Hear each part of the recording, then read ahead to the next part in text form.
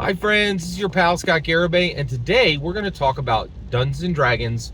We're going to talk about the OSR, and we're going to talk about nostalgia, and when nostalgia is warranted. All right, so first of all, here's why we're talking about this today. I just saw the 2003 28 Days Later with Cillian Murphy. That guy just won an Oscar for Oppenheimer, and I just saw one of his first films. And I saw it on the big screen, and the reason they put it on the big screen again was 28 years later is coming, and they're like, hey, do you want to see, the original on the big screen? And I was like, oh yeah, I definitely want to do that, right? So I go see this movie. They put it up on the big screen at my local Regal, and I'm loving it, right? But I also am like, whoa, that looks terrible on screen. Like, they clearly didn't remaster this movie. This is just old school junk on the screen, right? Like this hasn't even been remastered. Like, it looks terrible. It looks kind of gauzy and it's not crisp. This isn't good, right? And it wasn't Regal's camera. It wasn't their, it wasn't their screen. The movie wasn't remastered, right? And I was like, well, wait a second, Scott. Wait a second. You're watching an OSR movie. You're watching an old school movie. But wait a second. Don't you hassle the OSR? Don't you virtually hassle the OSR every chance you get? I was like, yeah, I kind of do. I like to virtually rattle the OSR's virtual cage every now and then. I definitely like to do that, right? And I was like, but wait a second, isn't this hypocritical for you to be watching an old school movie if you're giving those guys a hassle for watching, for playing their old school game? And I was like, yeah, how am I going to reconcile this? I got the reconciliation. Here we go.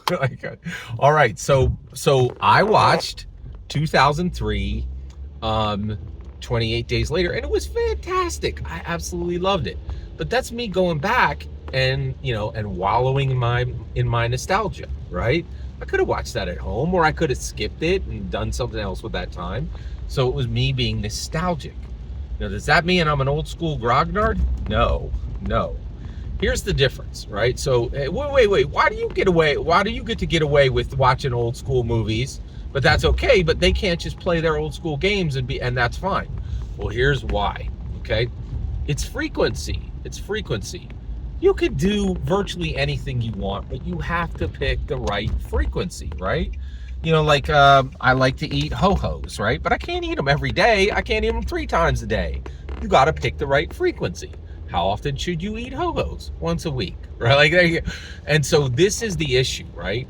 So one, if you're an OSR gamer and you play OSR the majority of the time, you suck as a person, and you should get good and stop doing that, right? You are doing damage to your intellect, your emotion, and your spirit. It's not healthy, okay? So wait a second, Scott. If doing old school stuff is not cool, how come you get to go to the movies and watch old school movies? Frequency, right? We have to pick the right frequency.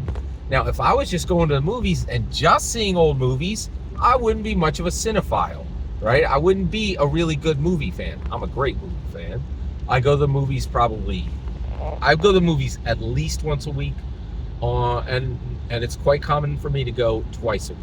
Okay, so and when I'm seeing those, I go on usually on Thursdays, and I see what's hot.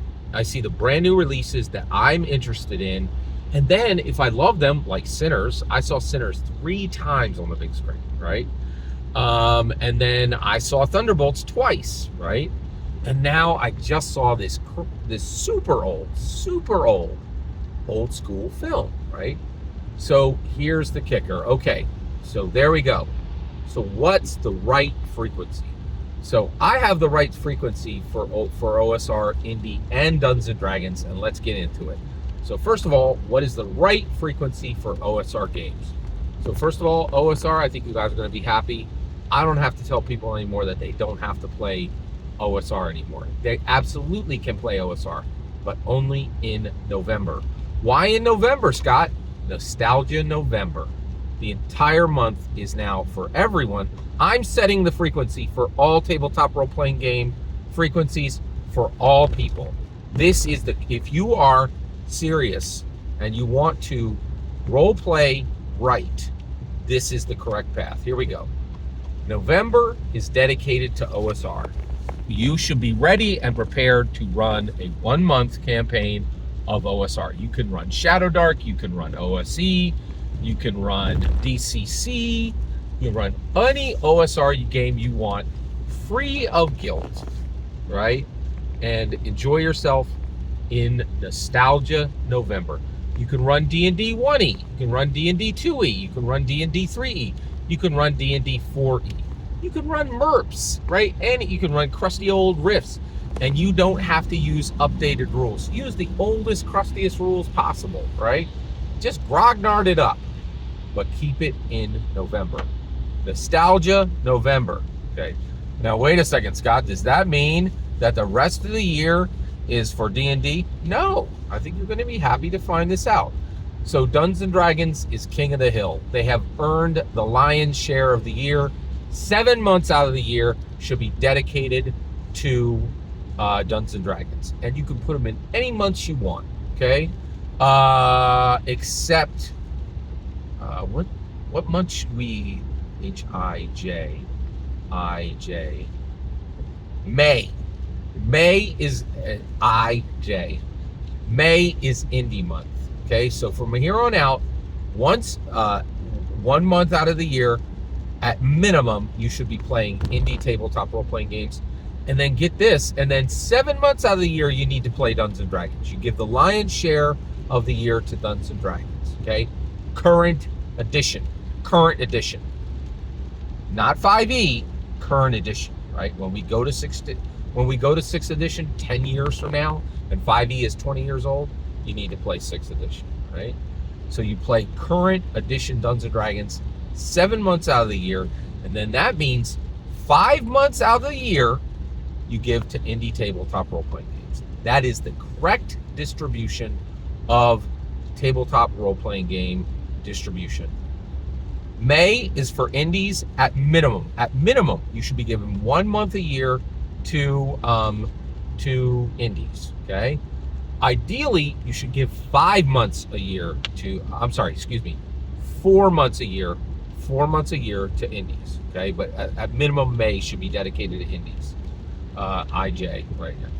And then in addition to that, Nostalgia November is just for OSR, and then you could salt those other 3 months of indies anywhere you want, okay?